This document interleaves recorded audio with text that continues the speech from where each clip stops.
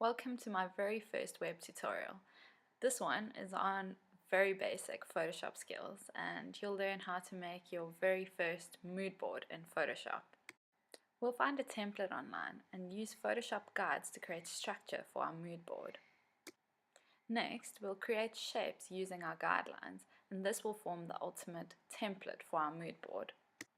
Next, we'll add a circle and look at some of the layer styles that go with shapes. Finally, we'll add our images and learn how to use clipping masks and how to add text before we finish it off. Awesome, let's get started making your first mood board. To find some mood board inspiration, I went to Meg Lewis's mood boards and had a look through them. As you'll see, there are lots of nice ones here. You're more than welcome to take the URL at the top and go look at some of them yourself. So I quite like this one, and I think let me just save this to my desktop. Okay, let's just call it mood board template and save. Perfect, ready to go. Cool, so now I'll show you how to use this template to create guidelines in Photoshop.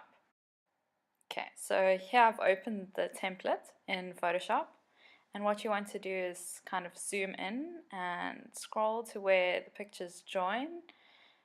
Let's see, and then just grab the top of the ruler and drag it down and drop it, and there you go, that's your first guideline.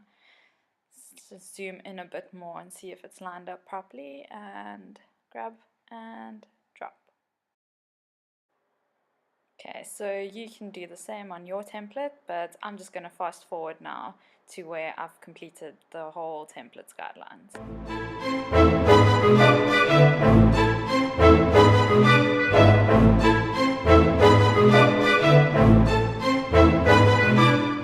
Cool, and there you go. You've got all your guidelines set up. The next step is to use the guidelines to create shapes on our template that we'll use for the mood board. So what you want to do next is locate the rectangle tool. If you hold it down, you'll see all the different tools that hide underneath it, but we're just going to use the rectangle.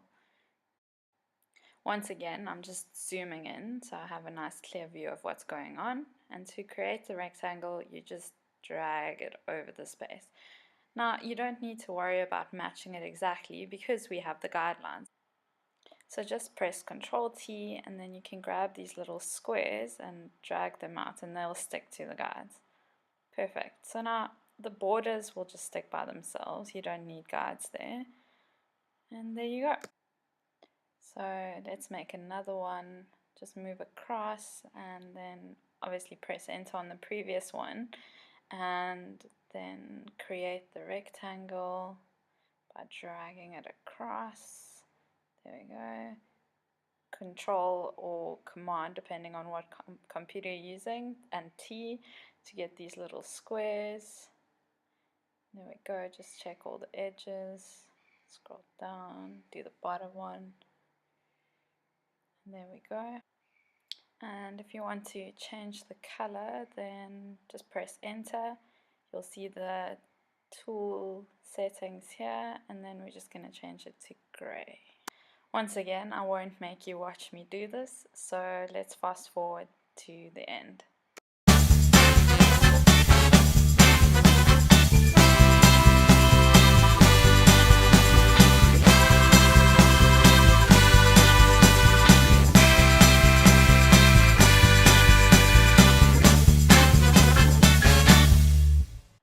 There you go, and this is our template. Another thing you might have noticed is that I left out the circle that we had in our template. Let's add that now. If we look at our template now, we can't see where the circle was in the original example. So what you want to do is make a copy of that original photo that we had in the background and then move it to the top of all your layers. Now the problem is we can't see any of our background layers anymore. So what you want to do is change the opacity of your original layer to, let's say, 40%. There we go. So now you can see where the circle is, and you can see all the other rectangles that you already created. So if we zoom in, we get a better view of the circle. And then what you want to do is, once again, locate the rectangle tool and hold it down to show the tools hiding underneath it, and we're going to pick the ellipse tool. And if you hold down the shift key and drag it out, it will make a perfect circle. Okay, it's not exactly on top of it, so if we hover around it, then we can pick it up and move it. And once again, Control T or Command T will allow you to resize it. And just remember that whenever you hold the Shift key in, it will keep the proportions exact, so it will stay a perfect circle. There we go. So something we haven't looked at yet are the style options that each of these layers have. So if you double click on any layer, you will see that you can add various sort of effects to that layer. I think the trick is not to go too crazy with these. They can make lots of cool effects, but some of them do seem a bit dated. So play around and see what looks best with your design. For now, I think I'm just going to leave mine plain, and then I'll have a look at it again later. Finally, we get to the fun stuff, adding our images to the mood board. So what you want to do is click on File and Place, and then locate your first image. So I saved mine over here, and there we go, and Place. So now you'll see it will usually make it much bigger than you want it to be. So you can just pick it up, and then holding the Shift key, you can resize it so that it doesn't get all distorted. So now I've noticed that my image is not quite the right dimensions for this space. So what I'm going to do is delete this rectangle, and then what I want to do is just adjust the size of the rectangle behind this image. So you first maybe want to resize the picture a bit. So I'm just going to drag this out, just try and get it the right size. Okay, and then what you want to do is press enter just to place the image, and let's hide that image for now, and then let's press Control T so that we can once again resize this rectangle and just pull it out so that it sticks to the guide. And now we can show our image again, and now what we want to do is create a clipping mask, which effectively only shows the portion of the image that overlaps with our rectangles. So you place the image above the rectangle in your layers, and then what you want to do once you're happy with the positioning and everything of the image is you want to go and place the image. Okay, let me just quickly get this in the right place. Place it, and then go to the image, right click, and create a clipping mask. There we go. Perfect. So what I like to do is try and keep my layers organized. So I create a folder, and because this is the inspiration image, let's just call it that. And then what you want to do is click each of the layers, holding the Shift key down, and drag them and drop them in that layer, and then you can collapse the layer. And there we go. Let's zoom out.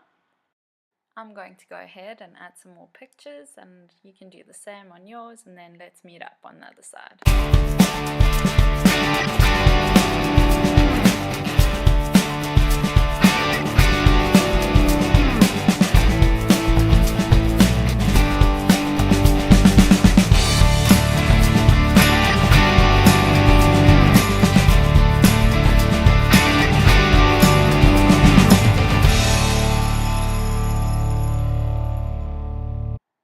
And there you go, almost done.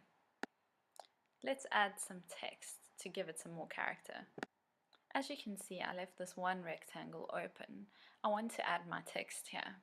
So what you want to do is locate the rectangle on your layers and then click on it. And now what you want to do is find the text tool, and we want to add horizontal text. I can already see this is way too big, so let me just change this over here. And there we go. So let's type some words that match the theme of our mood board. So in this case, I want to say life is better at the beach. And once again, this is probably still too big, so let me just try out a few different sizes and see what works best with this space. And you can just keep trying it and seeing what looks good. I think you can, if you use this tool, you can make it all caps, and I think that might look better. So let's just space it out and let's see, take that away. Let's just move this down a bit. There we go. I'm not so happy about this color, so I'm just going to select it all and once again click on the character tab and find the color I want. And this seems a bit light now, so I'm just going to make it a bit thicker. And yeah, that looks good. Now just to finish it off, I want to have a look at this little circle. So once again, I pick the shape tool, select the circle, and I'm just going to change it to white. I want to add some text to it, so you can either add the text on the circle or you can add a new layer and then click text and then type whatever. So in this case, because I want to use this mood board for my boyfriend's website to help people visualize how his art would look in their homes, I'm going to put his URL here, which is www.rabinowitzphotography. And once again, it's the wrong color, so let's just make it black, I think. And I don't like that it's all caps, so let's take that off and make it a bit smaller, definitely. Okay, so let's try position it on the circle now. So just pick it up. I'm probably going to have to look at the sort of line spacing here. Press enter. Let's just like wrap it a bit. There we go. Okay, that looks better. So let's put that on our circle. Now you can see it's a bit too big. So once again, if you hold down Command and T and then grab the corner while holding the Shift key in, you can resize it without distorting the font. So this looks like a good size. And I'm just going to place it on my circle. Let's hide that. That looks good. So as I mentioned before, you can look at any of the layers and change the style of that layer.